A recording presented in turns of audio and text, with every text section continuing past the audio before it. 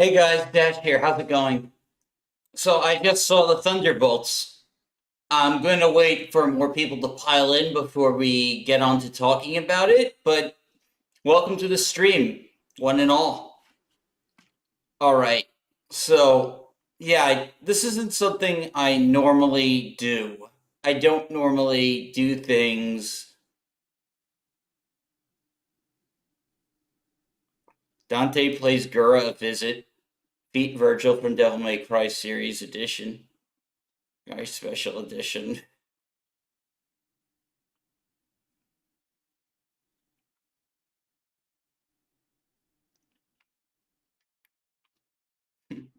Funny, funny.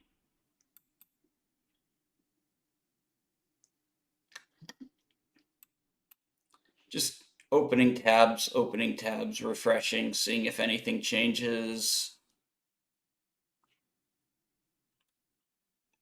Getting a lot of junk. Hey, there's someone.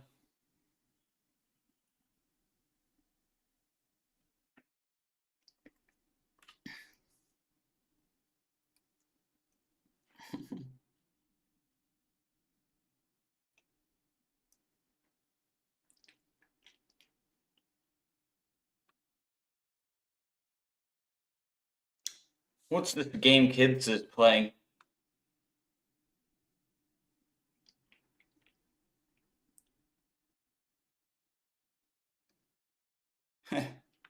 Leon's got something.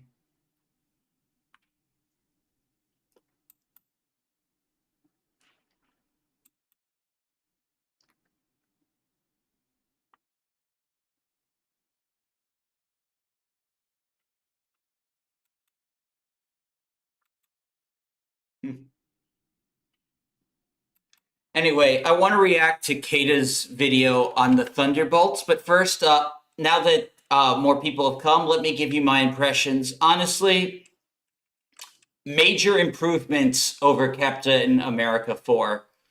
This was no Deadpool and Wolverine, but, I didn't feel like I had to put bleach in my eyes like I did Doctor Strange in the Multiverse of Madness. It was a fun movie. It was an organized movie. The characters were characters. I enjoyed the cast. I'd like to see more of this group. Some really good character development. I enjoyed it. And for that, I think improvement, a step in the right direction for Marvel. That is pretty much what I think of the Thunderbolts, who, because Disney spoiled it to you, become the new Avengers. So let's look at Kata's video.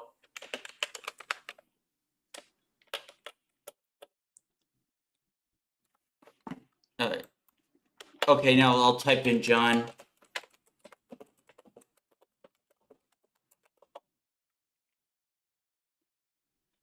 Okay, this is his video. John Walker did nothing wrong. We're going to react to it.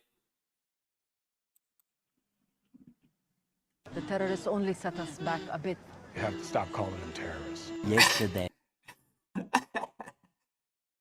Oh man, such a cringe line. Such a cringe line. Now, if anyone wants to pop in the chat and give out their opinions on the Thunderbolts, please go right ahead and do so. Hey.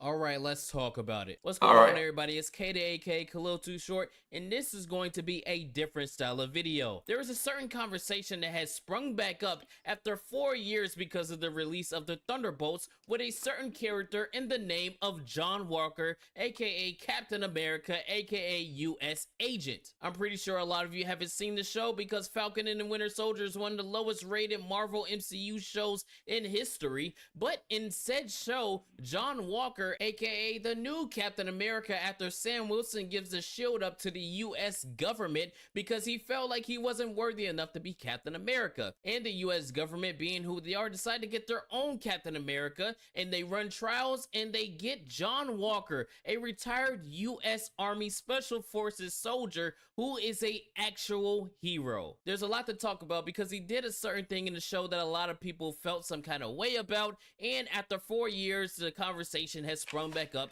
So now it's time for me to tell you guys why you're wrong and John Walker did nothing wrong. We got a little bit to talk about, but before we get too deep into the video, make sure that you do 3 things for me: like the video, share the video, and subscribe to the channel. And if you don't do all 3 of those things, then Taskmaster will be reincarnated in the MCU after they reboot after Secret Wars, and they will be played by none other than Rachel Zegler. Oh God! Oh my God! Hey Kenneth, how's it going, man? I haven't watched the Thunderbolts movie yet, so I have no opinion on the matter until then. I'd say give it a watch. I liked it. I'd say give it a watch. Now, like, there's some people who've seen it and they've absolutely hate it, but you know, other people have seen the movie and they like it. So I think everyone's going to have a different opinion, but overall, definitely a better film than Captain America 4. Much better pacing, much better characters, like, you know, just better action. Better character chemistry, too. I'm a narcissist. All right, let's get into it.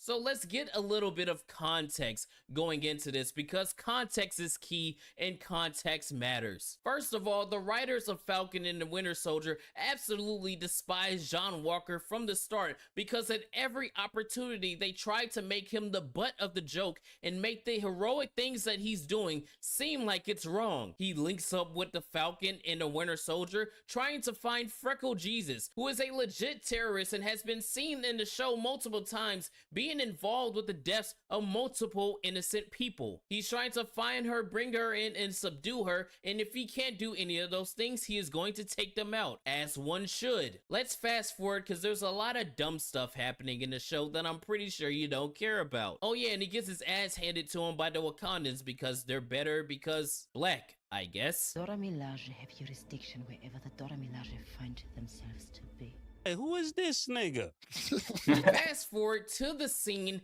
in question that has everybody losing their minds. So again, context matters. Previously, we just saw Freckle Jesus and her associate. Freckle Jesus, I like that. Oh man. Blow up a hospital and kill a bunch of innocent people in it. So obviously Falcon and the Winter Soldier, John Walker, and his best friend Battlestar are trying to find her to bring her in so she can pay for her crimes. And in doing so, they find out where she is, and that's when the fight ensues. Now this is where the context is key, because people think that he just killed the terrorist because he was angry and, oh, powerful, oh, he was on a trip or whatever. Context matters. The same terrorist that people are trying to say was surrendering and he was so innocent moments earlier quite literally was trying to hold John Walker down so that he could be stabbed and killed. Falcon, the Winter Soldier, Battlestar, and John Walker, while fighting the terrorists, were not trying to kill them, they were trying to subdue them. The terrorists, on the other hand, were trying to kill every single individual that was in that building with them. And lo and behold, they ended up succeeding in killing John Walker's best friend, Battlestar. Now here is where more context comes into play. Once they realize that, oh, we were trying to kill these people and we actively just did, they tried to scramble and scram like they didn't do what they were setting out to do the entire time they were fighting these people. Wow. Wow. No way. No way. That is bad writing. Shows the incompetence of the writers, because you can't have these characters trying to actively kill the heroes in our story and then act like they have some kind of remorse for what they did. This is what they set out to do. So why are you trying to make them seem like the sympathetic ones? That doesn't make any sense. But regardless, John Walker is upset, obviously, because he just lost his best friend. So he's trying to find where the terrorists are gone. He jumps out the window, he sees one, and he chases him down. Now again, context. John Walker has the same knockoff super soldier serum that these terrorists have, and nobody knows he has the serum. I need you to keep that in mind for what happens next. Oh yeah, I might have forgot to say the terrorists are super soldiers. So they are living weapons, and as you can see in the clips from before, they don't mind killing innocent people. That is some more context to keep in mind. John Walker is trying to chase this man down and get him, and the terrorist runs into a public domain. So in running into a public domain, you just killed their best friend, and you just tried to kill him a moment earlier. You might kind of be a threat, huh? I don't know. Let's keep going. So remember the context that I said that nobody knows John Walker has the super soldier serum yet. So with him having the vibranium... How could they not know he doesn't have the serum? He's Captain America. All right, Captain America's supposed to have the serum. Shield or not, the terrorist picks up a cinder block trash can and tosses it at John Walker. So regardless if he has the shield, he could still be seriously injured by that block getting thrown at him by a super soldier. Remember, they don't know he has the serum, so he was actively trying to kill John Walker in this instance. Meaning he is not trying to surrender, he is not running because he doesn't want to fight anymore, he's still trying to get you. So John Walker throws a shield at the back of the terrorist, and what is the first thing that he does? He charges right back at John Walker. He kicks him down to the ground. What's the first thing that he does? Try to get up to attack John Walker. In all of these instances, John Walker is in the right. And then we get to the moment that has everybody up in arms when he starts slamming his shield down on the terrorist. I've seen multiple arguments for this situation saying, oh, he shouldn't have done that. Oh, he was in control of the situation. Let's break down all of the arguments, shall we? Argument number one, he was surrendering in this moment. I want to take you back to a very popular movie in the MCU, that being Captain America Civil War. In said movie, Captain America and Bucky Barnes are going blow for blow with Iron Man, and Iron Man is mopping the floor with both of them because he has the programs for martial arts. Captain America gets the upper hand and starts beating the absolute shit out of Tony Stark. He starts slamming the shield on his helmet, and then he raises it one more time, and what does Tony Stark do? He puts his hands up. Was he putting his hands up because he was trying to surrender? No, he was doing exactly what humans do in any situation where something is flying towards them. They protect their head. It is a human instinct to do that because that's where your brain is at. So your first instinct is to shield your face. So if you want to use the argument, oh, he had his hands up, he was trying to surrender. No, he was trying to guard himself because John Walker was about to put the whooping on him. Argument number two, oh, he shouldn't have done this in such a public space. So you're telling me you're only upset because he happened to kill a terrorist in front of a bunch of civilians.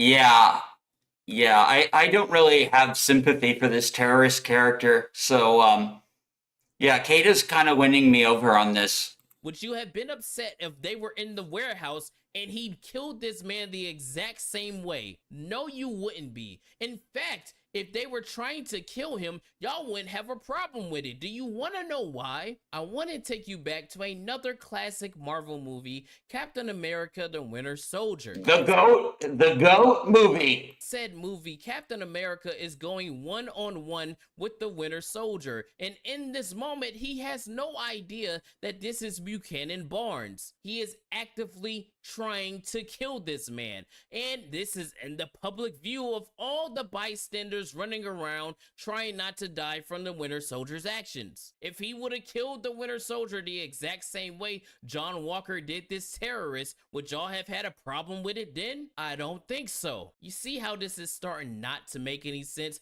but I have more points for you just to disprove you some more. Argument number 3, he was in control when he had his foot on the terrorist. That is such a dumb argument because of the context that I mentioned earlier. Remember, nobody knows that John Walker has this super soldier serum. When John Walker had How could nobody know about the serum? It doesn't make any sense.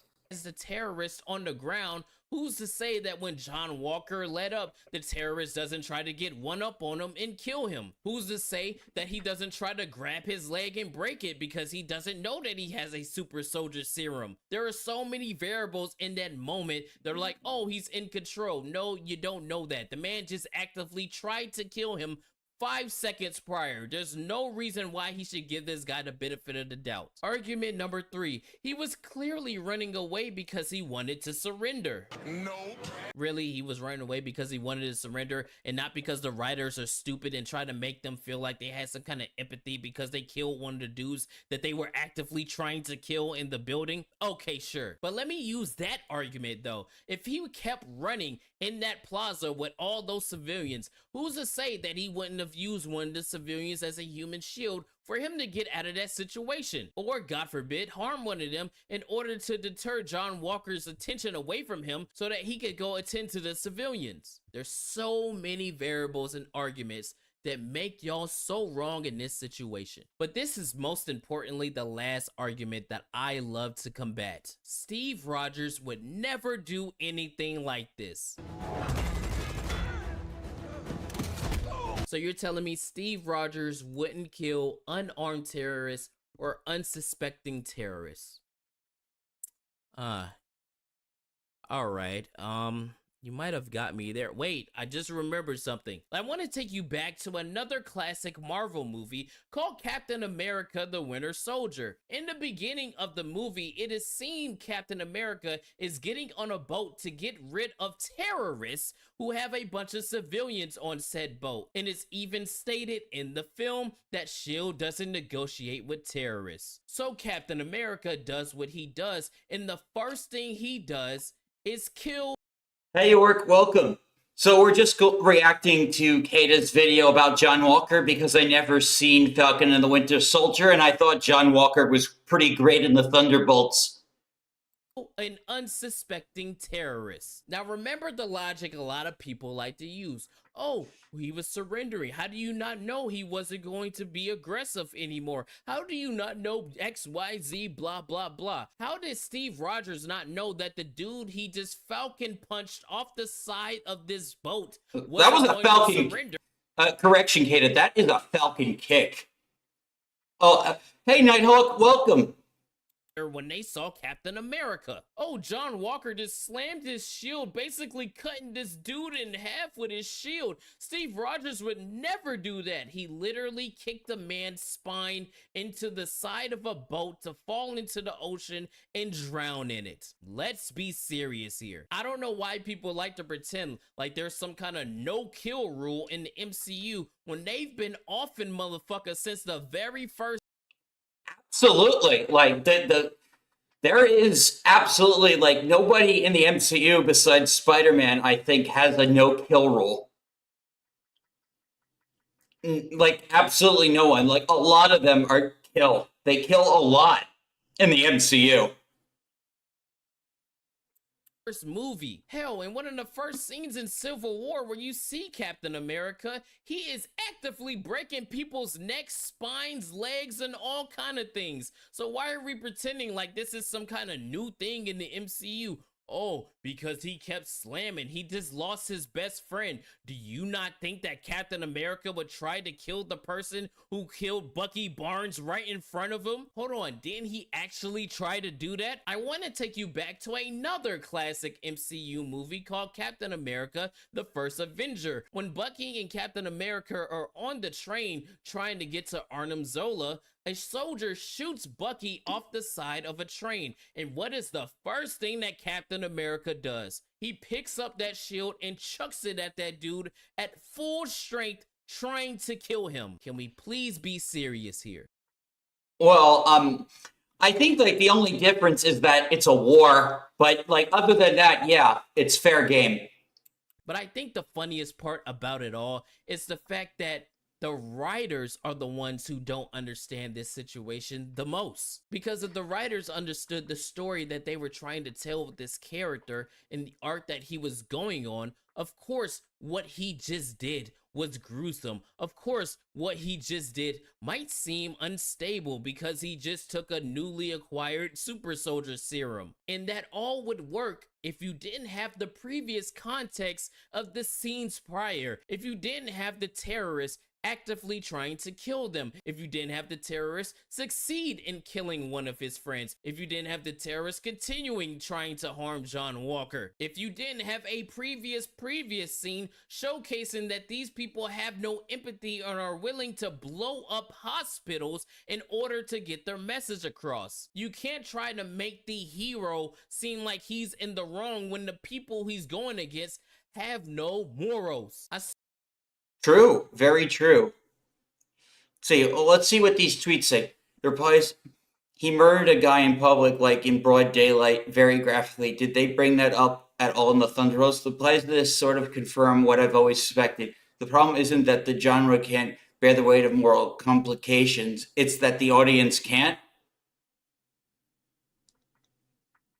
Saw an idiot on Twitter saying, oh, nobody's talking about the morally gray consequences of Falcon and the Winter Soldier. I'm sorry, there's nothing morally gray about stopping terrorists. It would be different if that scene did not exist. If you didn't have the scene of Freckle Jesus and her friends blowing up this hospital and saying this is the only language these people understand, then the context would be different. Then the consequences of what John Walker is doing in these situations would make more sense to make him look like a bad guy. But with all of the context, it just makes him look justified in taking out a threat. I used an analogy on Twitter that I kind of worded wrong, but I'm gonna say it correctly here. If there's a person in a shootout with the cops, actively has a weapon in his hand, and he is shooting at the cops with intention to kill, and he starts running away from said cops, and as the cops are chasing him, he shoots back at them, and when he gets cornered by the cops,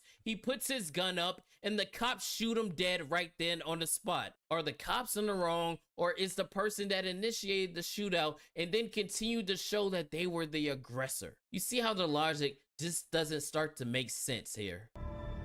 You don't want to do this. Yeah, we do. Am I so out of touch?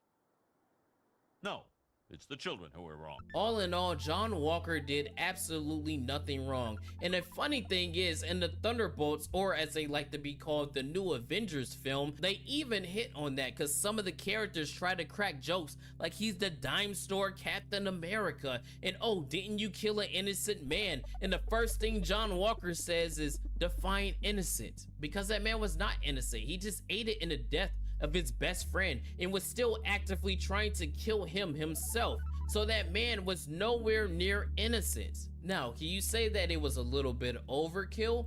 Okay, I'm gonna read your Captain America is the worst superhero. His powers is steroids. Now, I like Captain America. His power is patriotism and just the American spirit and stuff. But yeah, drugs. Drugs give you superpowers.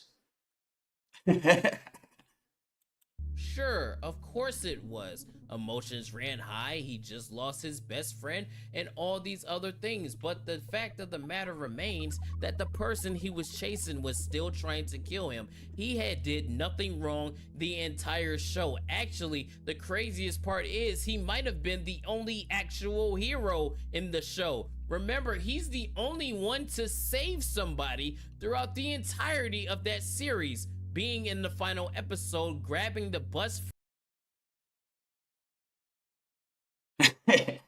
full of civilians. Bucky didn't do that. Falcon definitely didn't do that, talking about you shouldn't call them terrorists even though they blew up a hospital full of innocent people. God, that show is so fucking stupid. And it shows how the writers are the real villains here and don't understand morality or— True. Absolutely true. Like, there's a reason why I'm not going to ever go back and watch that show, even for context for the Thunderbolts. It just seems like a terribly awfully written show. Unlike Thunderbolts, which actually had really good banter and chemistry. good deeds or anything like that, and they unironically made John Walker one of the best characters in the entire MCU. And even in the Thunderbolts, he kept that momentum. He kept that we need to get the job done. Here is the plan. Let's do all these things. Hell, there's a moment in the film where Yelena makes a plan and disregards everything that John Walker said, and it turns out that John Walker was right the entire time. I hope this video made sense. I'm just rambling off the top of my head and fresh off of memory. I don't script my videos. I just like to give raw emotion and passion, but I just don't like it when I see people trying to downplay an actual good character because, oh, he must be a symbol of the military industrial complex, or aggressive cops, or, oh, this is racism. Shut the fuck up. Y'all are the same people that would let somebody rob your house and not do anything. You're the same individuals that would see somebody actively try to harm somebody else, and then when they die, say the person that they were trying to harm that killed them is in the wrong. You're weak-willed. You don't defend yourself. You have no self-respect. So when you see somebody with power or authority, you see that as wrong, and I think that's fucking stupid. Somebody on Twitter said that I was a sociopath or I was a bad person because I said if somebody broke into my home and put my family at risk, I said I was going to take them down. I 100% mean that. Most people would do that. Absolutely. Like, regardless of what the law says, like, most people will, like, if there's in a home invasion situation where you have family at risk, like, all gloves are off. And hell, I think it even actually, protection rights, property rights, there's a lot of legal leeway there. My life doesn't matter more than yours, then you have just forfeited your own life. Point blank, period. It's either me or it's gonna be him, and it's never gonna be me. And that's exactly how John Walker is. Y'all let me know what you think down below. Do you think he was right? Do you think he was wrong? Do you think I'm stupid, or do Yeah, that was a great video, and it did really well. Congrats to Kata. My videos have been sucking in the algorithm lately. I'm really hoping I can crack out like a really good one at some point. But yeah, so Thunderbolts,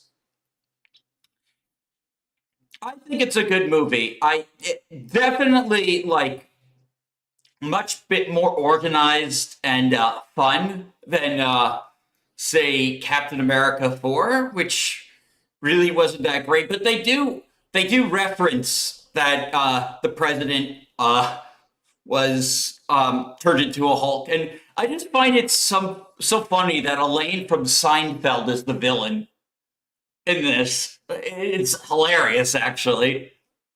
I just expect Jerry Seinfeld to pop up at some point in the film. Oh my god, yeah. But yeah, let me know. I'm gonna put up a poll right now.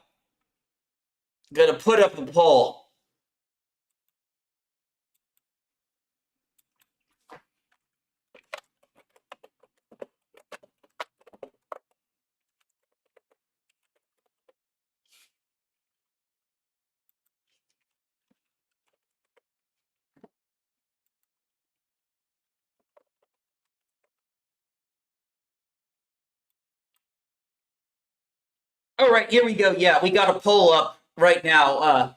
Thoughts on Thunderbolts, like or dislike? Now, I want to see if I can find. We're going to go to Midnight's Edge and react to one of their videos.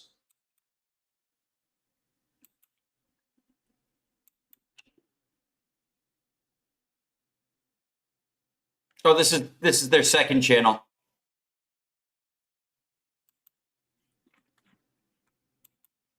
Here's Midnight's Edge proper.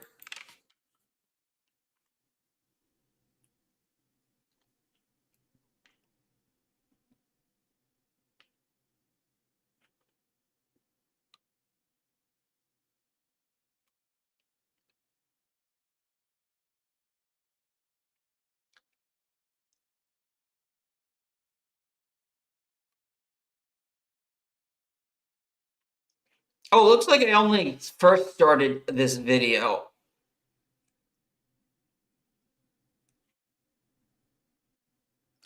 I don't know. Andre said something revised. in this that I completely disagreed with. I have previously described the Thunderbolts as the best of Marvel's worst, and the movie's reception does bear that out. Alas, that still means Thunderbolt fits into the bad Marvel category, and the movie's opening weekend only serves to demonstrate just how badly the Marvel brand has been damaged. Let's dive in.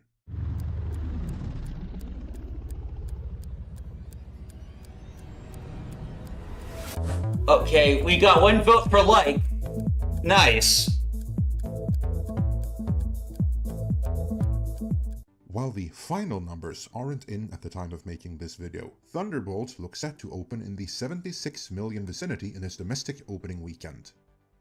While that may sound good, and if it were almost any other movie from almost any other studio, it would have been, but for an MCU project, it's nothing to write home about. Never mind that Captain America Brave New World opened to 88 million in its 3-day opening weekend, which was also really bad, by the way. The perhaps more relevant comparisons here are Black Widow, which opened a tad higher than Thunderbolts at 80 million, and the Eternals, which opened a tad lower at 71 million. Both of those were flops to be sure, yet both of those had the excuse that they opened 4 years ago, as the world was still reeling after the lockdowns. And now, years later, Thunderbolts is opening. Nice. That's 2 likes. 2 likes. So yeah, I definitely like the movie. You know what? It's fun. This is a. Honestly, the team has chemistry. It works. It just works, and I love Bob. In much the same basic range as those. That right there is yet another indication in a long line of many indications. Okay, I might give you some spoilers, but all right, but I'll try and wean off the spoilers. Keep late night. That Marvel is a brand in a significant state of decline.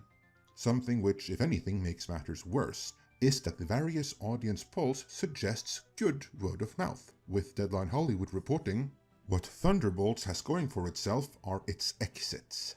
Audiences gave it a solid A-, as Oh yeah, Lois Pullman is great. All the actors did a good job. Even that villain from Ant-Man 2, like she was a better character than I even remember her being in that forgettable movie.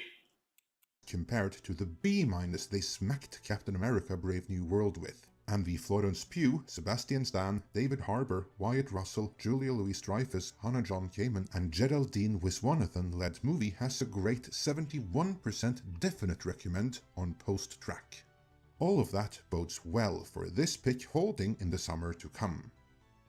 That Park Place also has some observations, writing, as of opening weekend, Thunderbolts holds a critic score of 88% on Rotten Tomatoes. That would put it in the upper tier of post-Endgame Marvel films, or as I like to put it, the best of the worst. But even more telling is the reaction from audiences. 94% all audiences score, 95% verified audience score. Personally, I can only imagine that audience standards must have been lowered over the last few years here. See, like, this is Cope right here. Audience standards have not lowered. Audiences eviscerated Captain America Brave New World, which was a really bad movie. I can say that now. They tried to course correct that film, but it was just no saving the movie. There was no saving that film. Still canon, though. But yeah, no saving that movie. Or that maybe, just maybe, the villain essentially being depression and mental illness resonated with a great many people. Which, if you think about it, is hardly surprising given TikTok and some other social media's propensity for actively promoting mental illness. Okay, maybe I heard a thing wrong. So I thought he accused the film of promoting mental illness. TikTok and all this. Oh yeah, like full time. Yeah. Maybe more problems should be overcome with a group hug. Be that as it may, point is, on paper, the movie has a positive reception. If that indeed is the case, if this paper isn't lying, then that should result in a modest second weekend drop at the box office. So we'll see how the movie holds up in the next few weeks here. But the bigger issue is that a movie with this kind of reportedly positive reception didn't grow even more on Saturday and Sunday. After the positive reactions had 2 days to spread, yet the box office didn't really tick upwards and People are very busy on the weekends. Like, people have to like prep for a movie, let the word of mouth like seep in. any meaningful way, something which was par for the course and the rule rather than the exception for MCU movies only a decade ago, back when opening weekend projections would be revised upwards several times over the course of that opening weekend. In the case of Thunderbolts though, despite these reportedly positive views on the movie, that wasn't really reflected in the box office, which, if we take those results for granted, suggests a major loss of faith in the Marvel brand, and that shouldn't come as Brian Hotsmith, Thunderbolts is an awesome movie. I agree. I definitely had a good time. I went with my father. He enjoyed it. And he's not really up on the Marvel canon. I even had to clue him in on, like, remind him who certain characters were. There's no way he was going to remember who the villain of Ant-Man 2 was. a surprise to anyone. As has been well documented by ourselves and many of our peers, in trying to become more accessible to a wider range of female and more diverse audiences around the world, the MCU was creatively compromised, and rather than ending up more inclusive, it ended up being exclusionary, as in, I would agree. Their attempts to like replace and like pander have definitely hurt the MCU. Yep, exactly. Like, there's so many economic factors. I think just the fact that the movie is getting positive reception is a good sign, and a good sign for Fantastic Four, which this movie teases, in the end credit scene. Like, there's a lead up for Fantastic Four. Kind of spoils the ending to that movie, though, but yeah, it's all set up for Fantastic Four and all leading to Doomsday. So it seems like, it seemed like Marvel didn't really have a plan for a long time, that they were just throwing shit at the wall to see what sticks. Now I'm actually seeing like things are really building in. And even Captain America 4 is building it in. They're really showing the desperation that the world needs Avengers now. And now if I don't want to spoil the movie, but like it seems like there's going to be plenty of Avengers now, thanks to the Thunderbolts. There won't be, and hey, the Fantastic Four. Oh, spoiler. it excluded the majority audience and its own built-in audience, all in the service of a mythic modern audience that doesn't exist. The one saving grace for this movie is that insofar as we know, there were no major reshoots. Yes, there have been reports that the decision to kill off Taskmaster, oops, spoiler alert, came late in the game, which meant that character's removal from a number of already filmed scenes. But there were no major reshoots like there were with that other disaster that was Captain America: Brave New World, a movie. Yeah, that movie was, yeah, it's rough, man. Captain America 4 is rough. It could have been a lot better. Which was practically reshot in full 3 times over. For the Thunderbolts, this lack. You know, if anyone hasn't seen my theories as to like what happened with Captain America 4, I do encourage you guys to watch my video on that if you haven't seen it already. But anyway, I'll listen to what Andre is saying. Of extensive reshoots means the movie came in at, well, still a pretty hefty price tag for your average movie, but still, it came in at a modest price by modern MCU Frankensteinian abomination standards. Which means that if it does end up losing money, it won't lose much. And there is even an outside chance it might actually net a tiny profit, which is rare for the MCU these days. Case in point. Things are so bad that in order to make a season 2 of Hawkeye, you know, the Disney Plus series that no one saw, the powers that be wanted to cut Jeremy Renner's salary in half.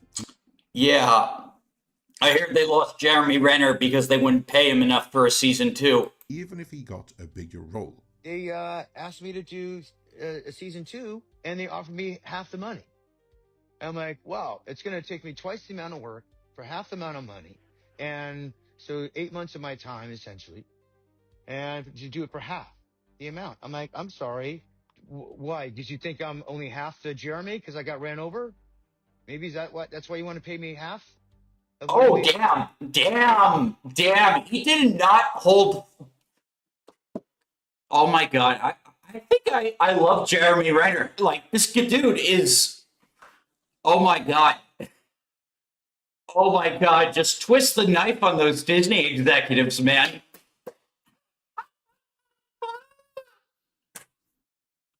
Made on the first season, and this is not Marvel, mind you, this is like this Disney, not even really Disney, it's just the penny pinchers, the accountants. I told them to go fly a kite.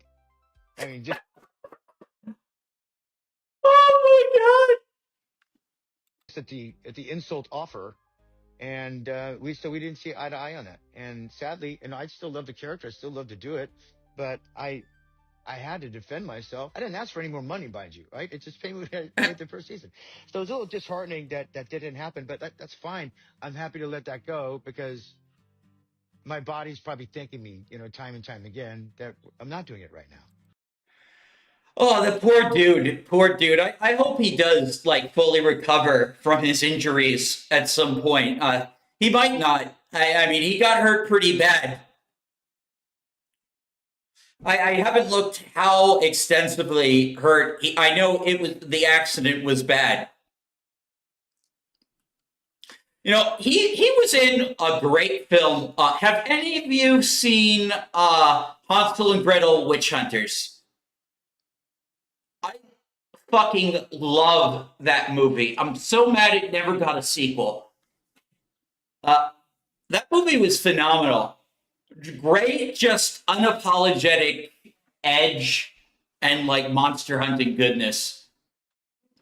Hansel and Gretel Witch Hunters is really, really good.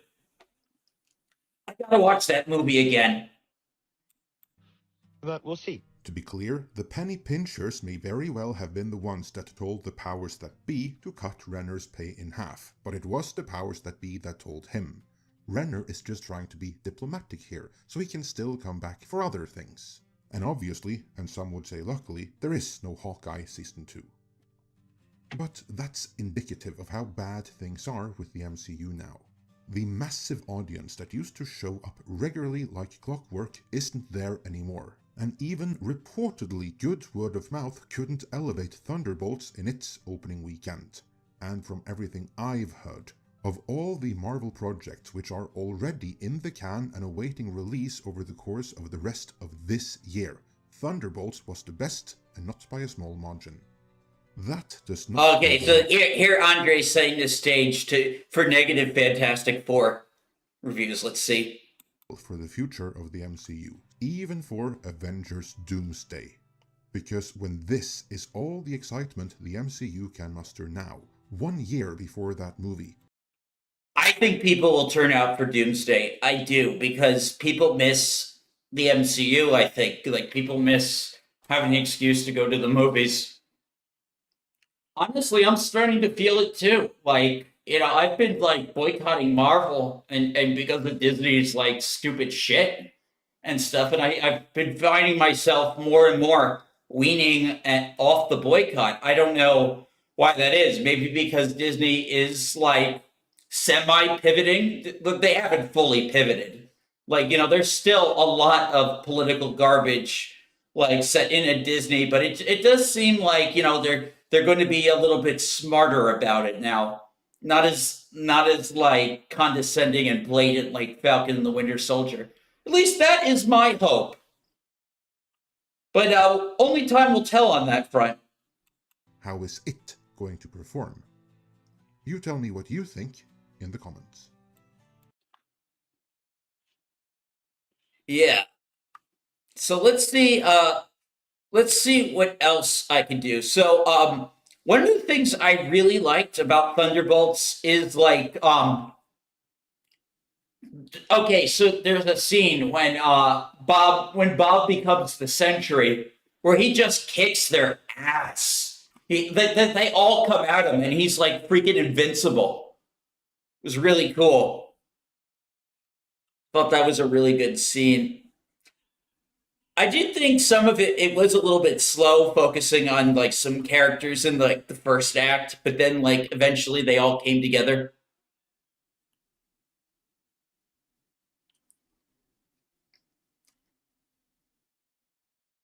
All right, let's see.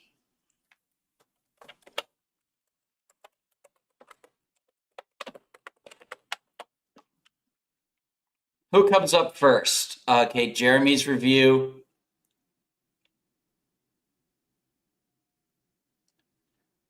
The Critical Drinker's review of Thunderbolts is a spectacular fail. Yeah, and they definitely showed that.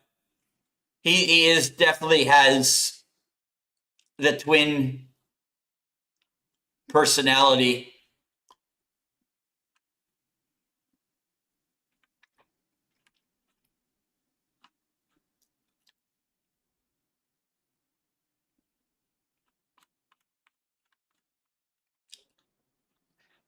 All right, let's react to this video. Critical Drinkers review is terrible. Who's Birdman? So I guess we're doing this again? I mean, I was aware that this video existed, but I had absolutely zero intention of watching it because I knew it would be the same old shit. But my audience clearly wants it. So let's debunk the Critical Drinker once again, shall we? And spoiler warning, if this is your first Critical Drinker video, he always spoils the movie he reviews because the amount of insight he has to give can fit on a dime. So how else is he going to get the video over 8 minutes? Out of all the Marvel movies to come out in recent years, Thunderbolts is definitely one of them. In fact, it's probably the one I've been looking forward to the least. Not because I hate it or anything, but because I feel absolutely nothing towards it. It's the movie equivalent of an annual dental checkup. You know it's coming, but it's not like you're pumped up to get started on it or anything. There's a British teeth joke in here somewhere, but seriously, who is this guy fooling? He's pretending he wasn't waiting for this movie to drop so that he could pounce on it to farm and harvest outrage about the latest MCU film. It's like you released this video the day of the film's official release, and you still have yet to produce a video on Sinners 3 weeks later. Is he fooling any of you? And why would you be? It's just another buy the... He didn't review Sinners. Well, like, if he didn't like it, that'd be a hard movie not to like. Sinners was really good, by the way. Handled mature topics really well. The numbers team-up movie featuring a bunch of B and C-list characters that most people can barely remember from films and TV shows most of us didn't watch, taking on a nebulous threat that's poorly explained in a series of action scenes that look like they've been done 1,000,000 times before. Not exactly compelling stuff. So that was a lot. This is what we in the debate sphere call a gish gallop, or saying a bunch of things that makes it hard to refute all of them.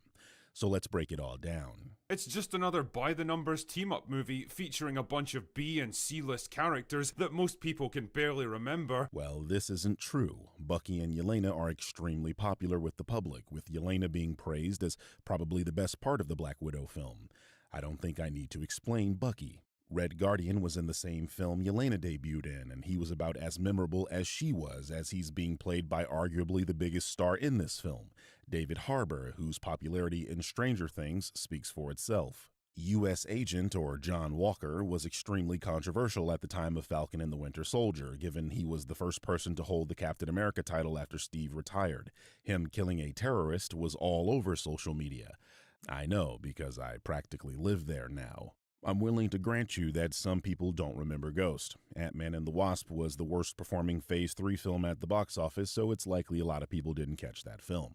However, the issue I have is an overarching one.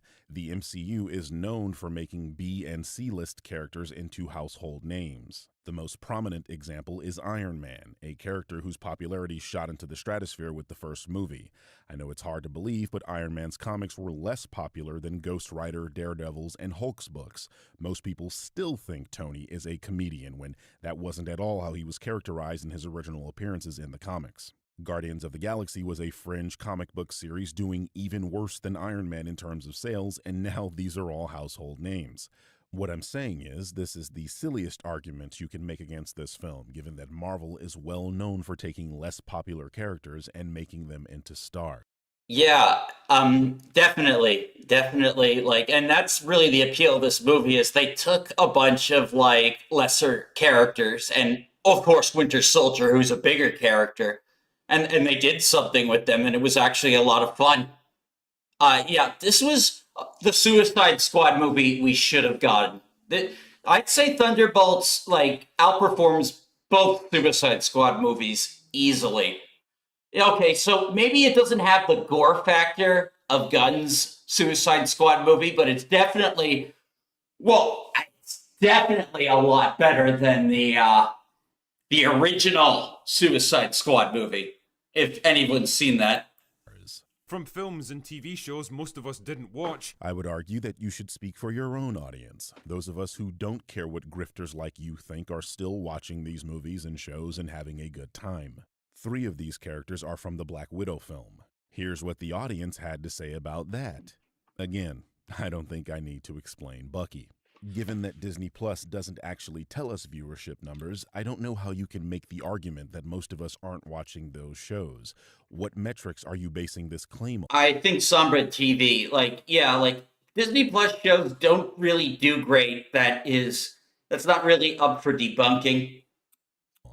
At the time Falcon and the Winter Soldier released, Disney Plus had over 100 million subscribers, placing it in 3rd place, with a little over half the global audience of Amazon Prime and more than a third of the total of Netflix. Being that this show was released right after Endgame and the wildly popular WandaVision, it makes more sense to assume a lot of people watched that show. But again, we don't have actual figures, so we should probably wait for evidence before we shoot off at the mouth. Taking on a nebulous threat that's poorly explained. Here's where you're doing that thing you did with the Barbie video. You've mistakenly assumed that your audience and the public at large haven't seen or were not going to see this movie, so you just get to lie and make things up. Saying that the Sentry isn't well explained in the film is a blatant lie. The film goes out of its way to show you the character's capabilities and to show you his mental state, which is where the void comes from. They literally show you that each character he touches experiences their previous trauma, and the climax of the film is the Thunderbolts going from room to room helping Bob to overcome that trauma. But again, you are a liar and your media analysis skills are about as shit as your writing ability, which is why you're copping pleas about your own shit film in a terrible video you had to hide on your second channel so no one that actually follows you would see it. Sneaky, sneaky. The movie begins with discount Black Widow who's feeling sad and worthless because there's not much going on in her life outside of her work. And if that's not a neat encapsulation of modern feminism, frankly, I don't know what is. Yeah. Okay, There was no modern feminism in this movie. Like, hi, hey, welcome. Just Rags, welcome. Yeah, so I'm just giving my thoughts on Thunderbolts and reacting to Thunderbolts related videos right now. Welcome for joining in. So, yeah. Overall, I had a positive take on the movie, and it I think it was definitely a lot better than what we've been getting from Marvel previously, and I think Disney deserves to hear the reception that this is the direction they should go. Nice, nice, excellent. Then definitely put your vote in the poll. I have a poll up. Yeah, so watching this guy debunk Drinker's review, who had a negative opinion of it, but that's okay. I disagree with the critical drinker on Jurassic World also. Like, pretty much, like, his entire Jurassic World opinions are just, I disagree with. But oddly enough, he liked Wicked, though. I guess Wicked was fine. Anyway, let's just continue watching the video. First of all, why are you once again injecting random political shots in film reviews where the film isn't about that brand of politics? Who the hell is asking for your political takes? Aren't you one of the dipshits that complain about modern movies injecting politics where they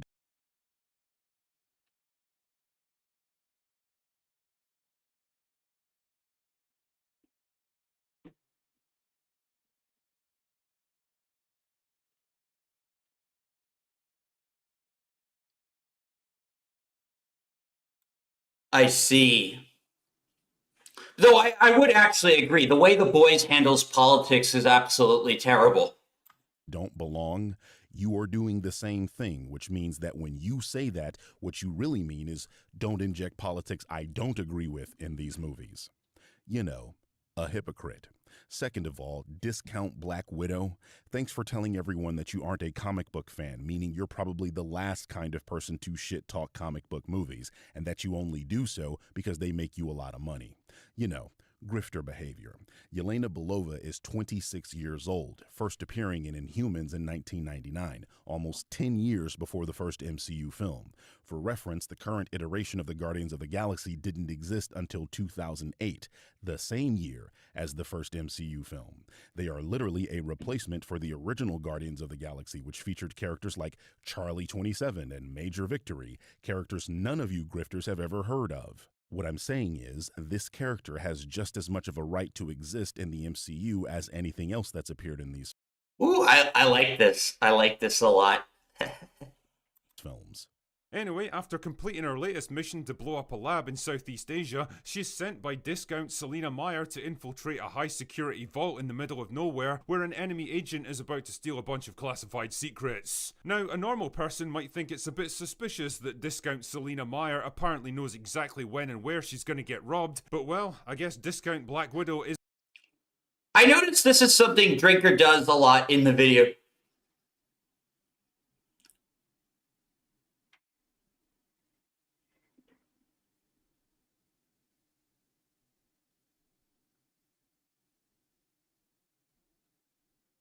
Yeah, I liked it when I thought The Boys season 1 was a little bit more even-handed with its criticisms, and now that it's become kind of more one-sided, it's become like kind of like more mean-spirited and less interesting. So yeah, isn't a normal person. This is another lie. The film explicitly tells us that Valentina has come across intel giving her the where and why. Now, after watching the film, we know it was a setup, but a government agent having intel on when and where an event would take place is literally why intelligence agencies exist, Nimrod. How the fuck do you think we caught Osama bin Laden, making cringy YouTube videos whining about women all day? But when she does get there, she finds John Walker, Ghost, and Task Manager waiting for her. It turns out they've all been sent here to kill each other in a kind of circular firing squad because discount Selena Meyer is now under congressional investigation and has decided to erase all evidence of her dodgy activities, including everyone that she employs. Once they're sealed inside the vault, a self-destruct timer activates to vaporize the whole place. Not a great plan. Wow, it's lucky that they all happened to arrive here at the same exact time, otherwise this never would have worked. Didn't you literally just say that Valentina knew when and where she would get robbed? So why on earth would you question them showing up at the same time? It's her plan. She literally told them exactly when to be there. What Drinker is also leaving out is that Valentina's assistant is watching them all on a tablet and locked them in there after she physically saw them arrive. Valentina is literally the one that triggers the incinerator after verifying they were all there. Do you see how simply watching these movies reveals how much of a liar these grifters are? Even if you want to argue that the Drinker isn't lying and that he simply misremembered the scene, that would then mean that his reviews aren't reliable because he's outputting misinformation to millions of people, misinformation that makes the film seem worse than it is. It's even more lucky that there was a 2-minute countdown to detonation, thus giving them fair warning and plenty of time to escape. Well, considering Drinker put out his review the day of, that was before, like, the overall positive reception got in. So he probably went in expecting to trash the film. Which isn't really, like, something you should do. Like, well, actually, no. I take that back. That's pretty, like, more honest. But, like, you know, doesn't make the review very good in retrospect because it's not where public opinion is going, but hey, it's his opinion. I do agree with the Drinker here. The timer was dumb and only served to allow the heroes a moment to think and come up with an escape plan. To be fair, however, in-universe, I think the timer serves to allow normal workers an opportunity to escape the room, similar to the various self-destruct sequences in a Resident Evil game. The self-destruct sequence has been activated. This sequence may not be aborted. All employees proceed to the emergency car at the bottom platform. It's even luckier that the power source for the sonic barrier preventing Ghost from unlocking the doors just so happens to be in the room with them. Here's where Drinker is forgetting the reason they were all here. Ghost is supposed to be dead. Yelena was sent here to kill her. Had Yelena accomplished her goal, they would have all died. There's no reason for Valentina to account for them teaming up and working together. Ghost literally puts a bullet in Taskmaster's. Honestly, this guy's doing a really good job at deconstructing this, even though he definitely doesn't have a really nice opinion on the anti-woke YouTube sphere. And he's doing some pretty good jobs. I mean, head and then loots her body like a character in Borderlands.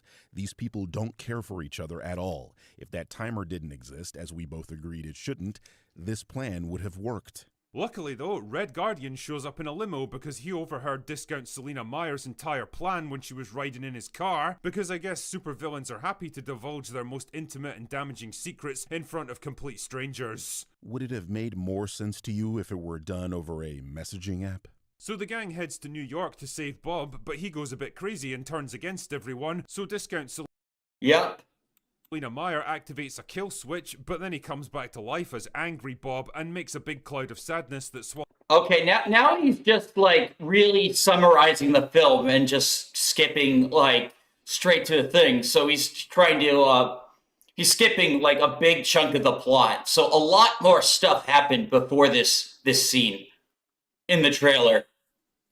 Swallows up New York City. But that's okay because Discount Black Widow and the gang go into the sadness cloud and help Bob defeat Angry Bob by having a good old cry, and then everything goes back to normal and somehow they become the new Avengers. Son of a bitch! Hey, Drinker, are these clips supposed to make your points funnier? I'm just saying, I don't think it's ever worked, especially because they just make me want to watch those things that were made by competent writers and not some hack complaining about a movie he clearly didn't understand. I mean, do you think you could have written this movie better?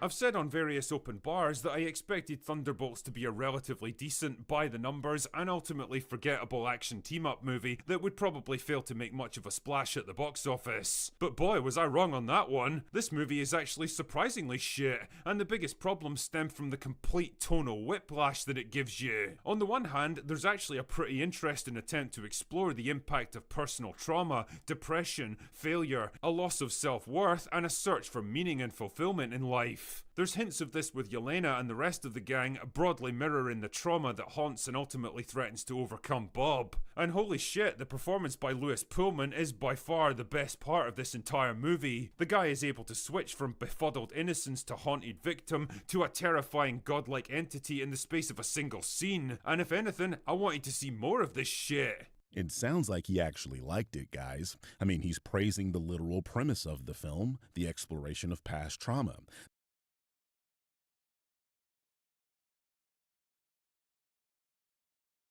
You think so? If they actually showed more Century, less Void? Maybe. That scene was fantastic, by the way. When they're all in the Avengers Tower, the room where like, you know, Hulk beat up Loki. In that very room, like the room where with Tony Stark's like little bar. Oh my god, like that was a fantastic scene. I love that. That was really good. That is what the film is about and why the Void even exists. He thinks the film's antagonist was fantastic and is giving credit to the character journey. These are the tentpoles that hold up the film. So why is he calling the film surprisingly shit? The problem is, the movie doesn't have time to give this stuff the narrative depth that it needs, and it ignores most of the struggles of the rest of the team altogether. Why? Because we need to make more time for Marvel humor, protracted action scenes, pointless exposition, references to stuff that most people didn't even watch, and more Marvel humor. This is the oversimplification of the century. I don't want to spend too much time on how poorly edited Drinkers' videos usually are, but this one is especially bad. For example, when he says Marvel humor, he shows Julia Louis-Dreyfus on the screen when she's not the vehicle through which the film delivers its comedy. That would be Red Guardian. He's picking on her for no reason, is what I'm saying. And it's weird that he went into a Marvel team-up film and didn't expect action scenes. Like, can you name a single MCU film that has no action sequences? And I know he said there are protracted action scenes, but this is the one film where that complaint doesn't make a whole lot of sense because there are only a few action scenes in this movie. Pointless exposition is a silly CinemaSinsism. This fucking guy just made the argument that people don't know these characters and didn't watch the shows and movies they were in. If that were true, the exposition wouldn't be pointless, you moron. That's why I've been arguing the movies don't require you to watch the shows. The difference in the MCU built up into Infinity War and Endgame for a decade, watching 2 to 3 movies a year to keep up, requiring people to watch WandaVision, not even telling them beforehand to understand Doctor Strange is another matter. You had to be told to watch MCU property. You think that makes sense? How exactly? Further, WandaVision was not required to understand Multiverse of Madness. It kind of was. Yeah, so Birdman, I disagree with you there. This lie needs to be stopped being repeated. No. It's true. Like, you needed to have seen WandaVision to, and the movie still ended up being shit. Multiverse of Madness is probably one of the worst Marvel movies, though I have not seen Eternals. Because of that exposition that catches everyone up. You people can't keep your arguments in alignment at all. And this brings me on to by far the biggest problem with Thunderbolts. It's a tiny kernel of an interesting and serious idea, buried under a mountain of all the usual shit that blights Marvel movies. Is that why the vast majority of people that have seen this film absolutely love it, including those in your own comment section? I think the drinker had way too much to drink. It's nice to actually see so many people disagree with Drinker here. I'm the one of them this time. I thought this was a damn solid. Totally disagree. Went to expect it. I'm so sick of all the Marvel movies in general, but I give it a shot and was surprised that it's actually a really good movie. Much deeper in meaning and better plot with good acting. I think we've seen different movies as it went. Did you miscalculate the audience reception like you did with Barbie? Or are you waging war against another Disney product because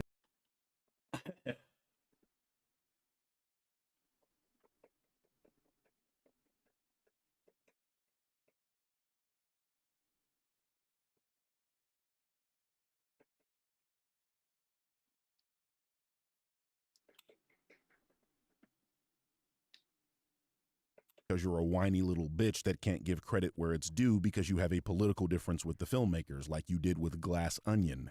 I don't know, man. I've seen too much of this stuff from you to give you the benefit of the doubt here. I don't believe this is you giving a well-reasoned opinion at all. I think you're grifting like always, only the audience has rejected you this time. I kind of understand why the channel gets heat sometimes. This review seriously sounds like unnecessary hating. The movie was fun, like those older MCU movies. I feel like the critical would have loved this movie if the Marvel tag wasn't attached to it. He's still living in the She-Hulk slump op era. Yeah, exactly. This is no She-Hulk. This movie is not She-Hulk. Time. Perhaps they are starting to wise up to your tactics like I did 4 years ago. I'd be interested in seeing the dislikes on this video. It's like they heard all of the memes about the formulaic nature of their films, and instead of correcting themselves to counter it, they decided to lean even harder into it out of pure fucking spite. Not since She-Hulk have I watched a Marvel project trying so desperately hard to be funny and failing so spectacularly. I love how he's attempting to shit on the MCU, but is stealing a line that comes from it. Spend all that time, all that effort, and to see it fail so spectacularly. Anyway, let's read some reviews about Thunderbolts and see what they said about the comedy, shall we? David Harbour also gives us plenty of laughs and a few solid emotional connections. The characters are solid and engaging, and the humor really works. Despite the darker themes, Thunderbolts still delivers laughs, and they feel organic rather than forced. The humor doesn't undercut the drama, which is something Marvel has struggled with in the past. It's true, like, I didn't feel like I didn't get whiplash like I did, like, some of the other times where Marvel, like, just completely botches it with the humor. Like, I feel like the humor was actually kind of appropriately timed for once. To its credit, Thunderbolts features some genuinely funny comic relief and commendable performances by Florence Pugh, Sebastian Stan, and Julia Louis-Dreyfus. Failed spectacularly, huh? Looks like the people aren't buying what you're selling, my guy. The character development in this movie is completely fucked. Ghost is a character that I barely even remember from Ant-Man 2, so this would have been a perfect time to give her some actual personality and a narrative arc. I actually liked her in this. She was actually really cool. Like, they bet lots of better job. And yeah, I don't really remember her from Ant-Man too much. Just very forgettable movie. Instead, she does almost nothing throughout the whole movie. Her powers are nerfed whenever they'd be inconvenient to the plot, which is most of the time, to be fair, and I was left wondering why she's even in the film. It's not Marvel's fault that you don't remember the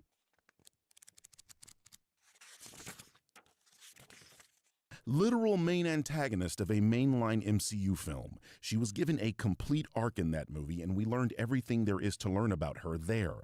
Ghost was prominently displayed in the marketing material for this movie, so if you didn't remember anything about her, you could have simply rewatched Ant-Man 2 if you actually gave a fuck. But you don't, and that's why this criticism rings hollow. You're simply padding the length of this video because you don't have much to complain about. This is the 36th movie in a franchise that spans 17 years. They can't keep holding... Wait, we're seriously at 36 right now? Holy hell! Oh my god. 36 Marvel movies. Holy hell. Imagine marathoning that shit. Your hand if you refuse to keep up. Didn't you just complain about pointless exposition? Now you're asking for more of it? John Walker exists for no other reason than to be wrong about everything and constantly mocked and belittled by the strong female characters around him. You know, like basically every other Marvel movie since Endgame. Leave it to the dipshit that complained about Peter Parker being the only straight white male in Across the Spider-Verse to whine about John fucking Walker getting it as good as he gives. Did you watch this movie? The guy was the biggest asshole in it because that's how he is characterized in Falcon and the Winter Soldier. The U in MCU is there for a reason, Pinky. And I love how he's trying to make this a woe is the straight white male yet again. This guy literally cannot stop grifting. Did he just forget that there are two other white men that don't get roasted in the film in Bucky and Red Guardian? Might have something to do with the fact that John is a dick like he is in the comics. It's a good thing Drinker doesn't know shit about comics, because then he'd be able to complain that the MCU gender-swapped Ghost. The fact that he doesn't know that shows that his analysis is literally and figuratively skin deep. Red Guardian's still an obnoxiously loud moron, proving the point that just shouting stuff really loud isn't a substitute for humor. Are you serious right now? Hey Alexa, play Glass Houses by Billy Joel. Bucky's here because they couldn't think of anything else to do with his character. No, Bucky's here because he's a Thunderbolt in the comics. See? You see how John, Yelena, and Red Guardian are also there? Comic books. And as for Ass Blaster, well, all I'll say is don't get too attached to her. Oh no! What happened? I'm sure there were dozens of people that laughed at that. And for the life of me, I'll never understand why Marvel keep trying to make Yelena a thing. I mean, what exactly are we supposed to find appealing about this character? She's basically a shorter, dumpier... Oh, wow. Drinker is so wrong. Elena is great. I actually watched Black Widow to catch up on Thunderbolts, and yeah, I like her. Lawrence Pugh's great. Like she's like blonde Jenna Ortega, but in like Russian roles. Version of Black Widow with a shitty Russian accent and played by a disinterested Florence Pugh who practically faxes in her performance. In other words, I'm not attracted to her, therefore she shouldn't be in this movie, which is a weird thing to say about Florence fucking Pugh. Like, who cares if she's short? Oh, wait. I might have just realized something. Drinker's focus is always on how the man is treated in these movies, and he basically hates every female character. I think we have the solution. Would you prefer a male companion? She is way better than movies like this, and she knows it. Drinker is the flippiest flip-flopper that ever flopped. And I'm not just talking about his movie. Ouch! On the one hand, he acknowledges that the film is portraying Yelena as bored and disinterested with her life, calling that a euphemism for modern feminism. Now he's saying it's Florence mailing in a performance because she appears disinterested. Hello? That's what they were going for, genius. It's literally how the plot of the film gets into motion. Yeah, Birdman's absolutely right. Like, the film starts on a very downer note. And but then like ends kind of uplifting. Like literally, like you have the classic MCU music playing, and then like it starts crashing out and going to black. Like literally that uplifting tune just like silently just derails. It kind of like,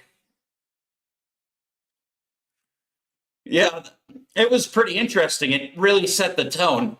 You're inadvertently praising her performance while trying to shit on her. What is your IQ, Will? Beans? You know, there's a phenomenon here in my country that we call the Scottish cringe, a kind of inherited cultural embarrassment that we all feel because we all know we're a bit shit these days. We never say it out loud and we don't really admit it even to ourselves, but deep down we all feel it. And the reason I bring this up is that, well, Thunderbolts is a perfect example of what I hereby dub the Marvel cringe. Watching this movie, I was struck by this weird feeling of embarrassment. This is your first time feeling embarrassment, Will? You've been uploading videos for 12 years, and this is the first time? Not when you flip-flopped on Gina Carano and started writing cringe poems about her after she revealed she was a right-winger? Not when you lied about Isabella Merced and attributed a false quote to her publicly with your face showing? Isabella Merced? Is that the word? Merced? Sure. Yeah. She said it failed for one simple reason. For the same reason that the Marvels or Bird of Prey failed, because the male audience still hides a deep contempt for everything that is starring strong, independent women. Not when you prostrate yourself day after day with this cringe culture war bullshit and somehow still made a woke film with a girl boss in it? This is the first time? No, trust me. You're embarrassing every day. The MCU practically He really hates Drinker. the cinematic zeitgeist of the 2010s, and love it or hate it, you can't deny the enormous success it had, but that was a long time ago now. Times have changed and the zeitgeist has moved on, and movies like Thunderbolts now feel like dated, unfashionable holdovers from a different era, from a franchise. I thought the whole thing with Marvel movies is that we wanted the old movies back. That we wanted Marvel to make Marvel great again. This feels like an older Marvel movie. This feels like, sort of like Guardians a bit. It's lots of inconsistent opinion. Franchise that can't or won't accept that it just isn't that relevant anymore. A bottom of the barrel kind of movie, made to fill a release slot and keep the MCU grinding forward until the inevitable reboot comes along to start the whole process over again. Scraping together whatever crap happened to be available and throwing it against the wall in the vain hopes that something, anything would stick. Well, I suspect that this one won't, making 2 failures in a row for Marvel this year. Now it all hangs on Fantastic Four, and honestly, I wouldn't want to put odds on that movie succeeding either. As for Thunderbolts, I recommend you save your time and money and go do something better. So I let him prattle on for a bit, just to show you exactly how delusional this moron is. He claims that this is the second failure for Marvel this year, which insinuates that Brave New World was also a failure. And I'm wondering what kind of failure he's talking about, monetarily or critically. Because that movie made $415 million on a $180 million budget and got a 78% from the audience, which, let's not forget, is how Will rates media properties. So it was off to Rotten Tomatoes for me to check out the reviews. Not the critic reviews, of course, because nobody in their right mind gives a shit what those fucking shills have got to say about anything anymore. I'm talking about the audience reviews, which is the only semi-reliable barometer for quality these days, and oh. So if these are the metrics we are going by, Thunderbolts is already successful, pulling in a 160. His refusal to review The Boys season 4 was very unpopular. He probably should have reviewed it. I still refuse to see The Boys season 4. It just seems too cringe. Maybe when season 5 comes around they'll do it, but honestly, like I said, The Boys is extremely mean-spirited because they don't hide their bias. $1 million weekend on the same budget as Brave New World and getting much higher audience scores than that film, meaning the solid word of mouth will likely result in a pretty good worldwide gross when all is said and done. But even if it doesn't, great movies fail at the box office all the time. So obviously there's a different issue, isn't there, Will? It's raining men. Hallelujah, it's raining men. All right. Let's see if we can find some other reviews, other Thunderbolts reactions. What did Nerdrotic say about it?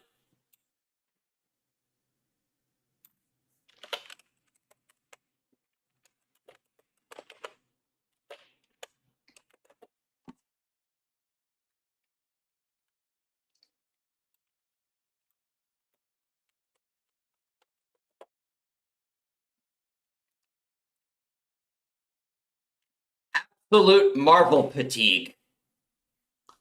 Lol.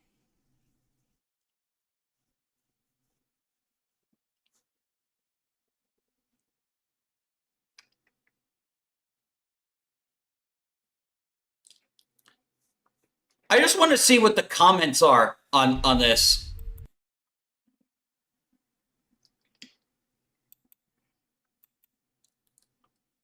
I actually like this one.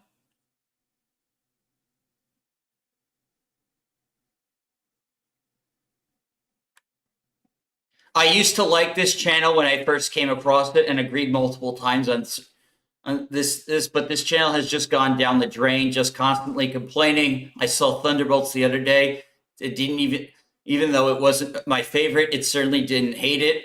For over 10 years, they have ignored mental health issues. Yet now, with the movie, they're being concerned about it. Give me a freaking break.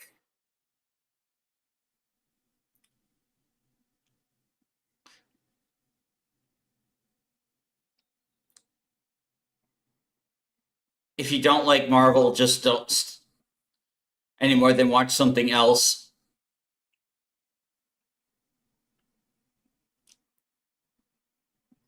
I wish Nerdrotic knew what Talk No Jutsu was so he could describe it as that. Why, it's the best podcast on the internet. Dash Attack's Talk No Jutsu. I'm going to do a bit of shilling. Since, you know, they mentioned Talk No Jutsu. Yes, Talk No Jutsu. My podcast. The thing I've been doing since, like, the very... Now, where's the playlist? Where is my Talk No Jutsu playlist? Oh, yeah, it's right here. Yes, Talk No Jutsu. Yeah. Okay, enough shilling.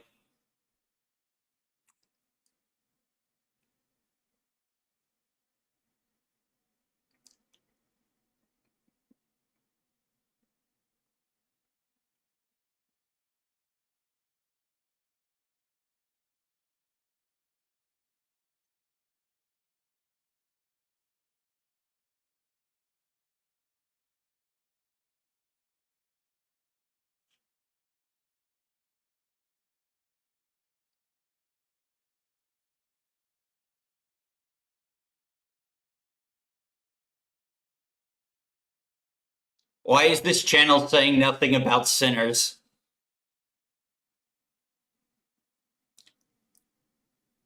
I just watched the Avengers, the Kang Dynasty. Oh man, that's sick.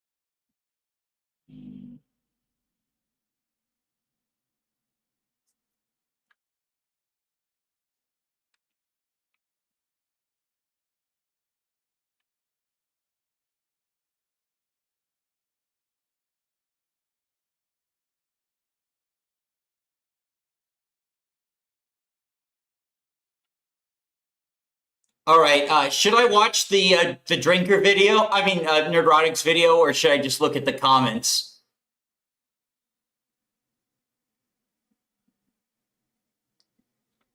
I get these movies haven't been what you wanted, but you're literally never say anything positive. Same take every movie, boring out. Channels like this are a lesson about society and what you as a human being can do. For example, you have the power to create your own YouTube channel and do your own opinions on movies. And like this channel, you can do more. Okay, yeah. The comments. Oh, that's Nerdrotic's favorite word, intersectional feminism. I still don't know what intersectional means.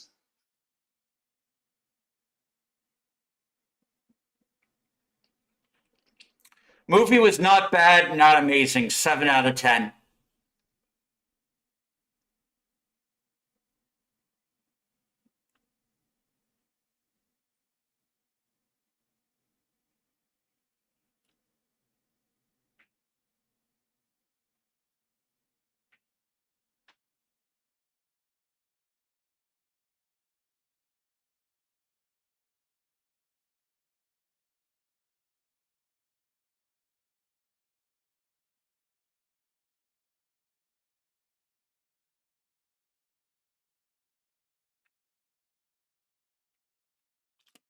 The shills and bots are out in full force attacking anyone on the channel in the comments. Just because people enjoy the movie doesn't make them shills or bots. Many of these culture warriors just hate the MCU because it's popular.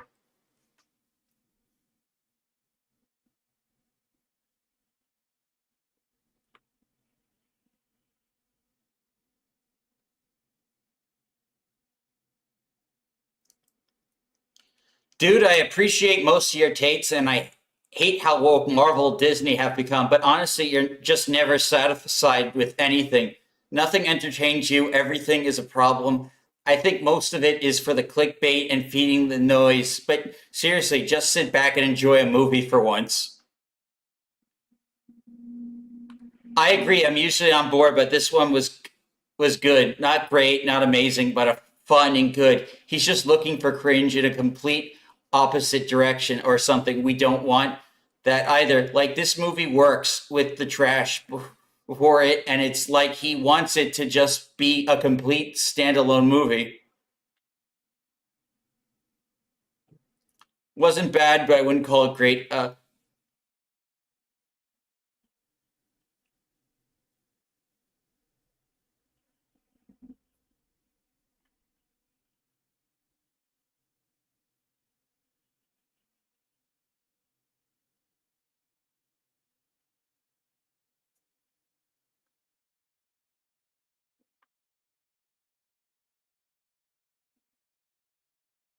This was actually a really solid character-driven movie that tapped back to what made the MCU great. Just because other Marvel projects have been bad, there's no need to hate on this one. It's not.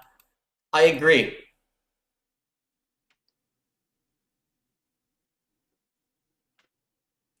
Yep, true. Neurotic should give credit where it's due instead of continuing to bash anything Disney puts out, regardless of whether or not it's actually good. Yeah, no, this movie was such a big improvement over Captain America 4.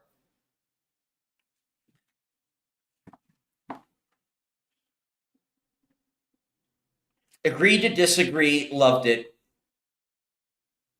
It's Thunderbolt in time.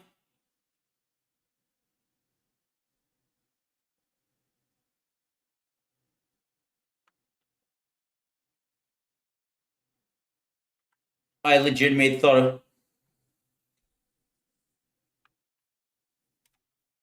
Saw the movie today, enjoyed it.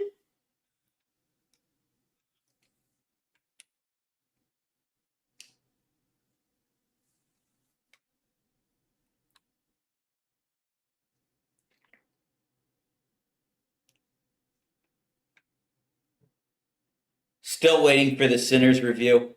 Yeah, it's like nobody wants to touch Sinners.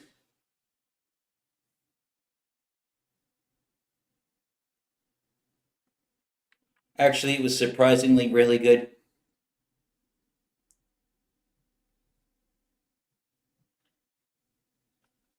Thunderbolts is good, get a grip.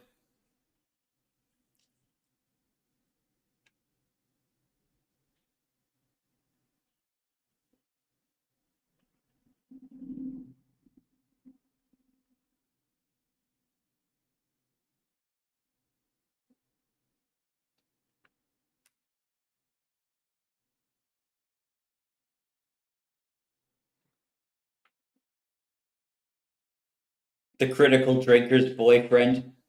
Wow. Yeah, these guys are getting a very positive reception for the reviews.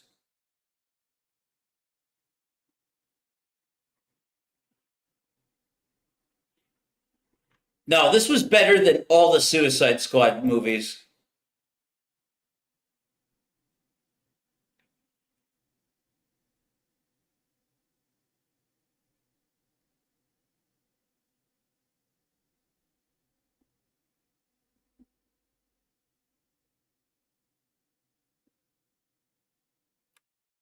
Hating for no reason, it's actually a really good movie.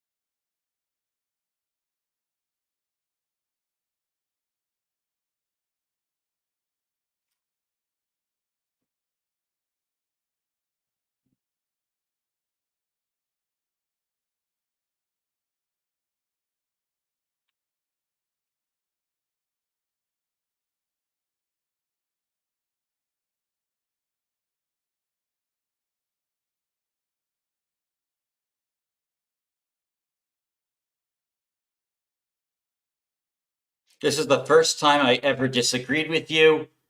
It had good writing, and they took crap characters from crap series and made something good out of them. People actually like this movie. The review is just coming off as bitter.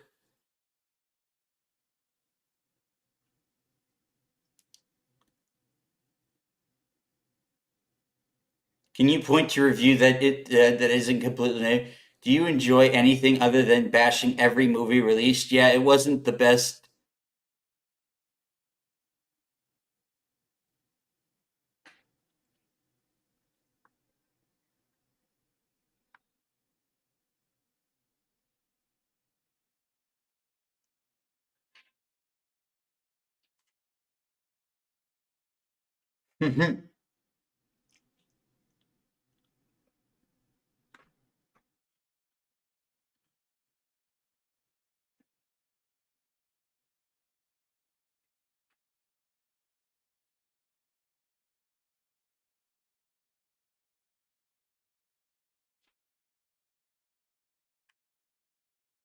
I've seen quite a few shill comments claiming that Thunderbolts is boring and the MCU is back on track. So are they finally admitting the MCU has gone off track and maybe the haters did have a point after all?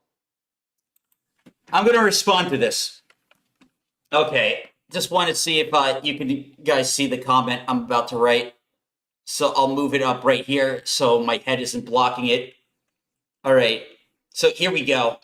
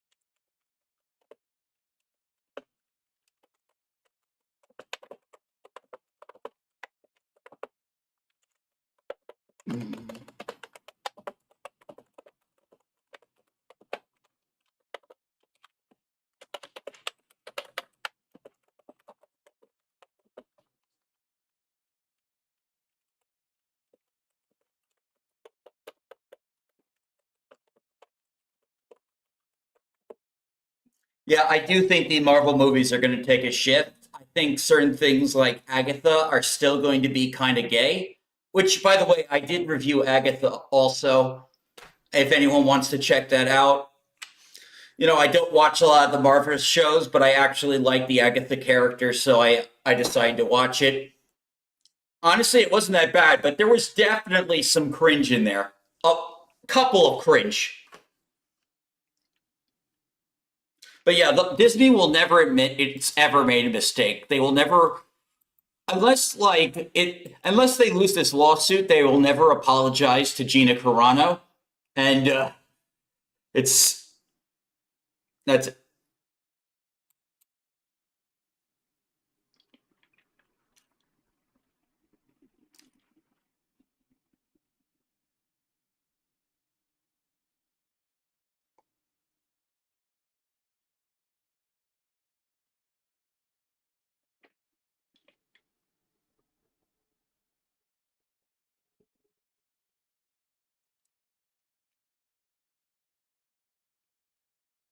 all right.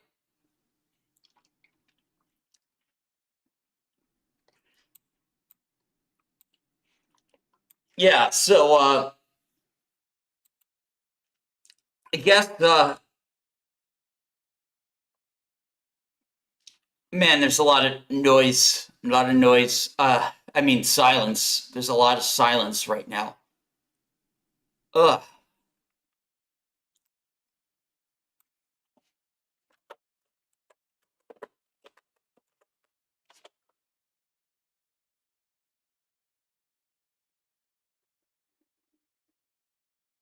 Lots of negativity.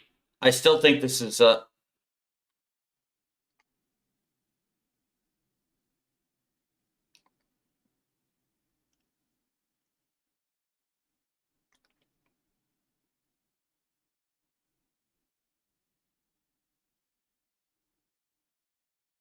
yeah, I haven't watched Mr. H in so long. None of them are giving props where it's due. It's actually a really good movie.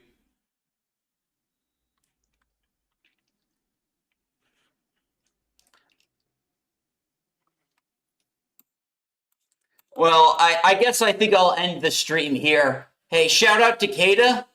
Thank you so much. That was a great video you did. Great job, buddy. And thank you all for watching my reactions to some of the Thunderbolts takes and comments. I personally really like the movie. All right, take care.